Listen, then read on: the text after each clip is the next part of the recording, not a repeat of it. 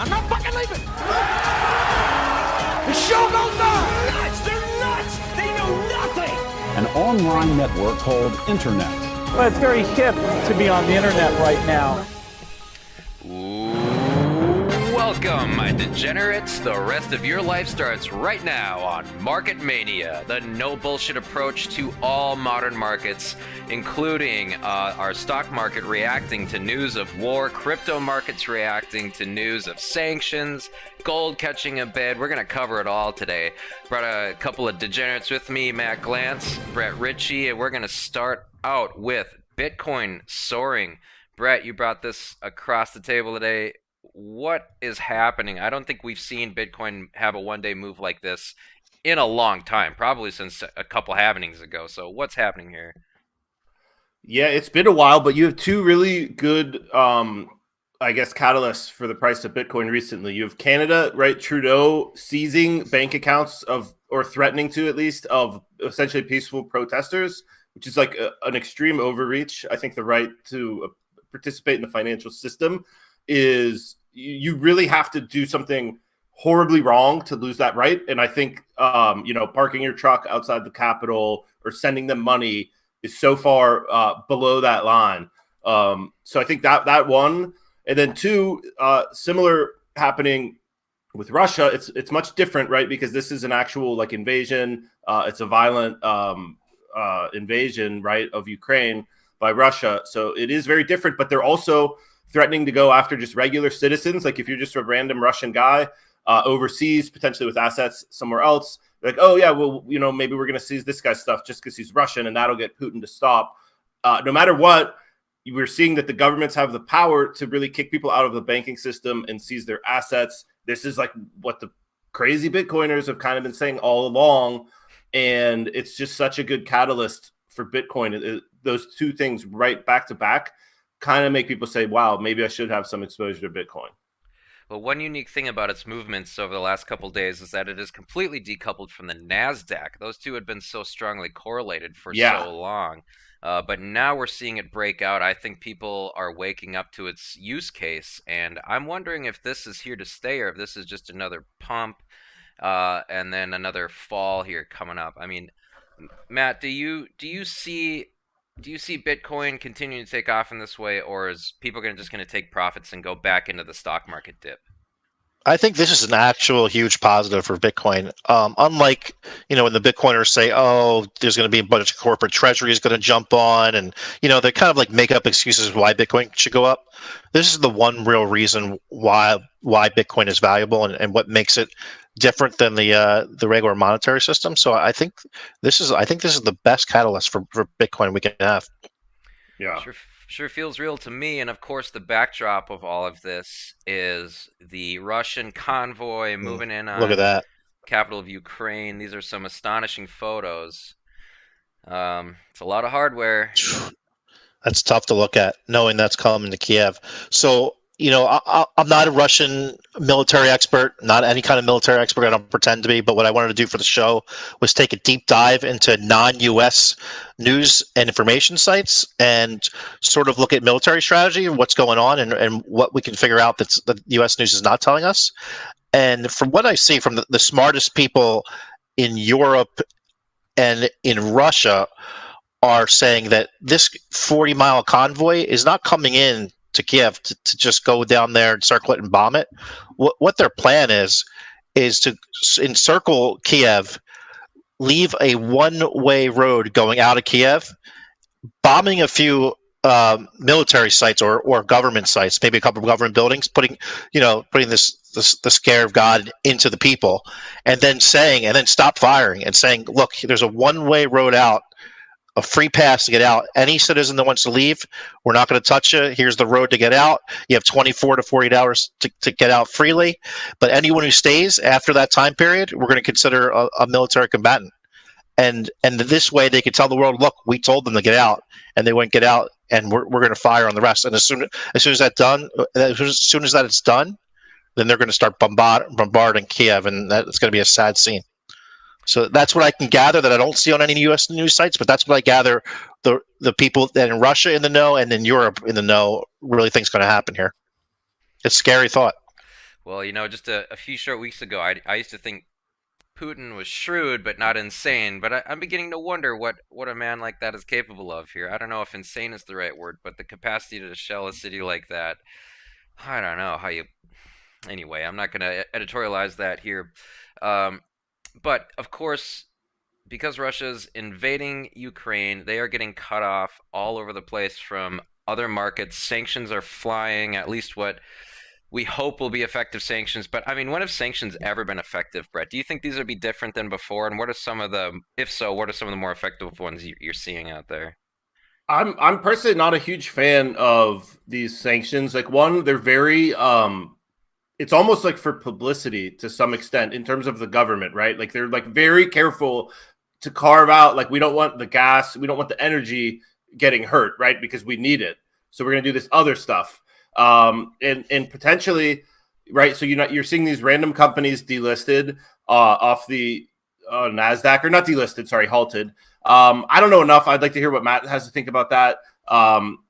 Like to me, I feel like, why are you punishing a random company just because they're from Russia because their government's doing something? Yeah, it's an interesting concept on these sanctions. So when you sanction Russia, when the world sanctions Russia, it not only affects Russia, but it affects other parts of the world, and it affects them unevenly. So, obviously you hear that Germany is going to feel the effects the most because they get most of their energy from Russia, most of their natural gas. So I'm sure there's negotiations behind the scenes between NATO countries, between U.S., Germany, other big countries where Germany's going to take the brunt of it. They're probably going to get, payback from other NATO countries behind the scenes where, they can't be the ones taking the brunt of the hurt for everyone's benefit. So I think there's a lot of stuff going on behind the scenes that we won't necessarily know about till after the case. But I think NATO has never been stronger than they are right now. It seems like NATO has come together. Everyone's on the same page, and they're all fighting for the same cause. Because I think everyone sees what a horror this, what's going on in Ukraine. So I think it's actually a plus going forward, other than the poor Ukrainian people. But for NATO, the EU, I think it's a plus going forward politically. Well, they're definitely going to have to rethink their energy strategy. They can't be getting gas and oil from Russia. I think this is the death knell for ESG, or at least for the foreseeable future. I see nuclear coming back to Germany. I see just different energy industries exploding here, and they're all going to be oil or nuclear based. I just don't think solar and wind are going to solve what's coming. So I would be looking to those markets personally. I mean, do you guys agree with me there, or am I missing something here? I'm not. I think that solar is huge. So I'm I'm sorry. I agree with you. The wind's not going to be the future, but I think solar is the future. So I kind of disagree with you there, Tony. But only time will tell. I still think the rumors of the Russian energy demise are premature to some extent, right? There's still a lot of the world's running on oil and gas and whatever, and I'm not sure that is going to change particularly soon. That's very true. Brett, Brett's trying to buy the Russian ETF, the Russian stock index ETF, the RSX. Yeah. So what are your thoughts behind buying that? I'm a gambler. I want to buy it with leverage. Like it's like $9 now. I want it. Like I want a 20, a 25, a $30 call or whatever. What is it down like 70 or 80% from all-time highs? What's that? How you think far I'm looking at the all-time highs? I'm not even sure. I think it was 40. I'm just wondering. I haven't looked. Okay. Well, I know it's down 45% on Friday. It hit at least 30.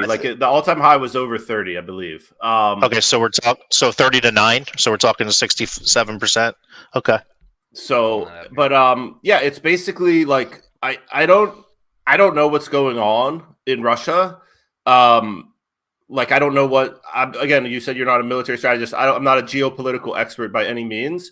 I do know that I don't necessarily trust the same media that's been lying to us about COVID and like a lot of other things. And I feel that they're contributing to this crash in the price of Russia, the stock market. And, they might be wrong. They've been pretty wrong often. So it's a bit deranged, but I think it's like a reasonable dip to buy.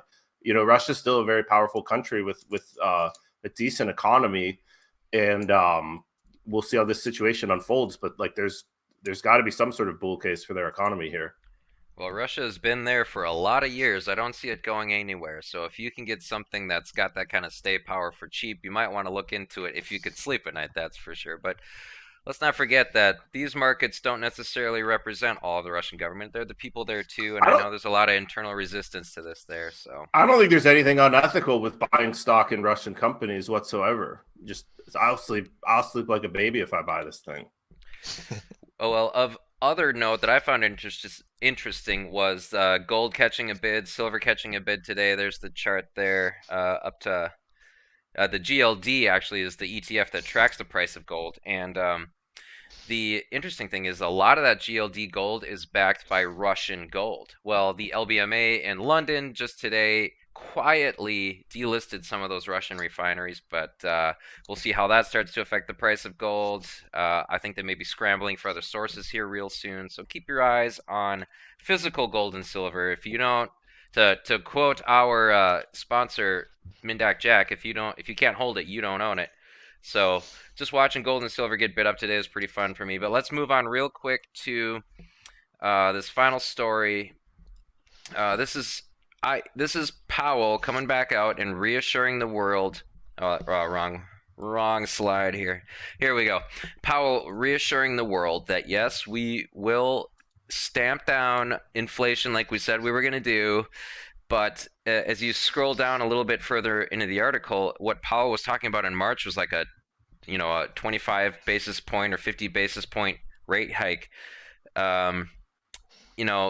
Here they're looking for hints of that 50 basis point rate hike. I just don't see it happening. I'm thinking they're going to do like 1%, or like not a 1%, but like 1 basis point, or like small increments, maybe 11 over the year basis points. I just don't see them being able to move the marker as much as they said they're going to in the face of all this war and uncertainty. And I'm sure that will be the excuse they use. Do you guys think they're going to stick to that 50 basis points? And how would you trade that? I think tomorrow we'll get more clues because I believe Powell's testifying tomorrow. So he'll be probably putting out some kind of tells on what he's looking at, but they're just data dependent. I think Powell's really data dependent. So as the data comes out each week, he adjusts his opinion, and that's what he wants to do, and he kind of leads the Fed that way, and I think that's the best way to do it. So I think the rate's going to be either 25 or 50 for sure in a couple weeks, but I would lean more towards 25 right now, but I wouldn't be surprised if it's still 50. Interesting. I got a question, Matt. It's all about inflation. Yeah. So my theory, I've said it before in the show, right, is that the Biden administration, they're going to pull out all the stops going into this election, right, especially because they were so vulnerable. I think this war might help them. But the economy was like, with all these other things going bad with COVID, and then you have inflation, it's like, I was like, they're going to do whatever they can to like pump the economy short term. Do they have any influence over Powell to like get him to like maybe make a decision that's going to be a little more short term oriented? Certainly political pressure. You remember Trump would do it. He would get on the tape and say, Twitter. I was an idiot. So, you put political pressure on him, but I think it's too early to worry about the midterms for them. That, there's a lot that can happen in the economy and the market between now and November. So I don't think that they would even start thinking that way until the summer. So I wouldn't think that's so valid right now. Cool. Brad, I tend to agree with your thesis. I think they're not going to start raising rates very aggressively. And I'm also looking at that 10-year yield has dropped dramatically. That means people are flooding into those T-bills. I mean, as long as that rate stays below 2%, I think this market rips. I think the money keeps coming. Even a 50 basis point raise is not nearly enough to deal with the inflation we're looking at. So I think this market keeps going up, even in the face of all this war. They never want to raise rates. No one wants to raise rates. No one wants to be the Fed governor that caused the market to go down. It's just a matter of, if they feel they're forced to kind of hedge inflation.